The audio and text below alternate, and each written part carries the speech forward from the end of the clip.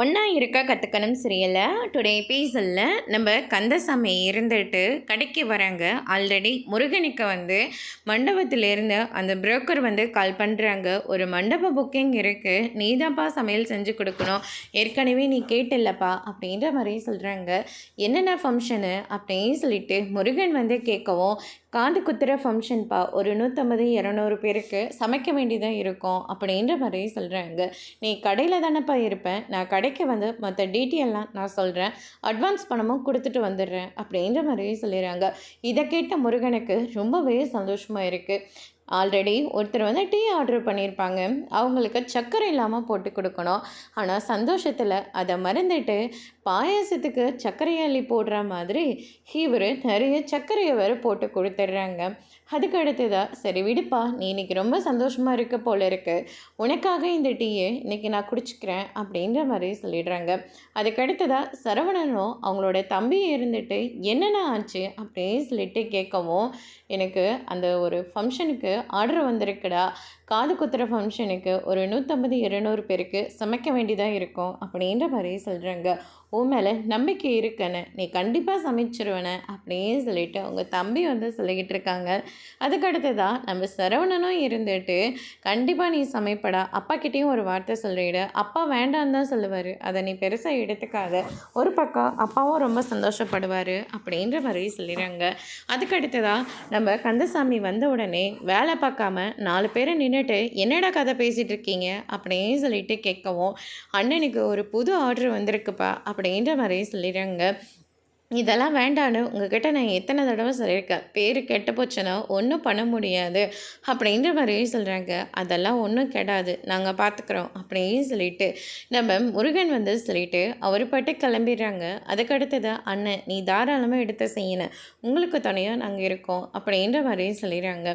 அதுக்கடுத்ததாக கந்தசாமியும் அவனுடைய ஃப்ரெண்டும் இருந்துட்டு ஒரு ரெஸ்டாரண்ட்டுக்கு போயிட்டு அந்த ரெஸ்டாரண்ட்டை என்ன மாடலேஷனில் கட்டியிருக்காங்க, எப்படி கட்டியிருக்காங்க, அங்கே சர்வெண்ட் இப்படி என்ன ஏதுன்னு சொல்லிட்டு விசாரிக்கிறதுக்காக அப்பப்போ ஒரு இடத்துக்கு போயிட்டு வருவாங்க. அந்த மாதிரி தான் இப்போவும் ஒரு இடத்துக்கு போயிருக்காங்க. அவங்க எவ்வளோ நேரமாக காத்துக்கிட்டு இருக்காங்க, ஆனால் ஒரு ஸ்டாப் கூட என்ன சாப்பிட்றீங்கன்னு சொல்லிட்டு கேட்கவே இல்லை. அதுக்கப்புறம் இவங்களாக கூப்பிட்டு தான் ஒரு காஃபியும் அதுக்கு அடுத்ததாக ஒரு வடையும் ஆர்டர் பண்ணுறாங்க. அதுக்கடுத்ததாக, பரவாயில்ல டம்ளர்லாம் ரொம்ப நல்லா இருக்குது, இந்த மாதிரி தான் நான் கஷ்டப்பட்டு வாங்கினேன், அந்த இடத்துல ஒரு ரெஸ்டாரண்ட்டை கட்டி அந்த இடத்துல இந்த மாதிரி நிறைய வாங்கி போடணும் அப்படின்னு மாதிரி சொல்லிக்கிட்டு இருக்காங்க. அதுக்கடுத்ததான் அவங்க வாங்கிவிட்ட அந்த இடத்துக்கு போய் பார்க்குறாங்க, எல்லாம் குப்பை குப்பையாக இருக்குது. என்னடா இதுன்னு சொல்லிட்டு இதை உடனடியாக சுத்தம் பண்ணி ஆகணும்னு சொல்லிட்டு அந்த பொருளெல்லாம் எடுக்கிறதுக்காக போகிறாங்க. அந்த குப்பையை யார் கொட்டுறாங்களோ அவரே வந்துடுறாரு.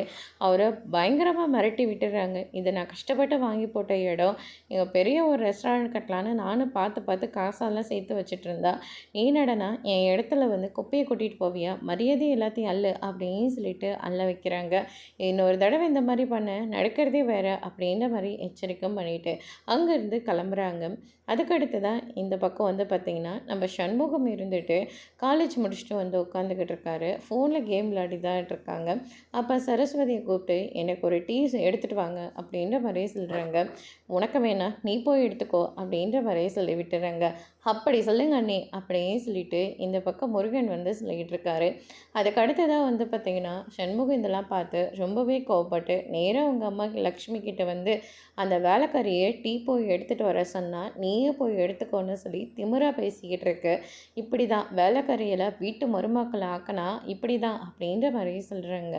அதை கேட்டோன்னு சரஸ்வதி ரொம்பவே ஃபீல் பண்ணி அழுந்துக்கிட்டு இருக்காங்க. அதுக்கடுத்து தான் பார்த்திங்கன்னா இந்த சைடு லக்ஷ்மி இருந்துட்டு வேலைக்காரியா அப்படின்னு சொல்லிட்டு ஓங்கி கன்னத்திலே பலார்னு ஒன்று விட்டுறாங்க. இந்த குடும்பத்துக்காக அவள் எவ்வளோ தூரம் கஷ்டப்பட்டுட்டு இருக்கா, அண்ணின்ற ஒரு மரியாதை கூட இல்லாமல் வேலைக்காரின்னு சொல்கிற, என்னடா நினச்சிக்கிட்டு இருக்க சரஸ்வதி, இந்த வீட்டோட மூத்த மருமக, அவளுக்கு கொடுக்க வேண்டிய மரியாதையை நீ கொடுத்து தான் ஆகணும், அவளை திமிர அடித்தா உனக்கு அப்படின்னு சொல்லிட்டு ஓங்கி கன்னத்திலே அடிக்கிறாங்க. அதோடு இன்னைக்கான எபிசோட் படிச்சிருக்காங்க.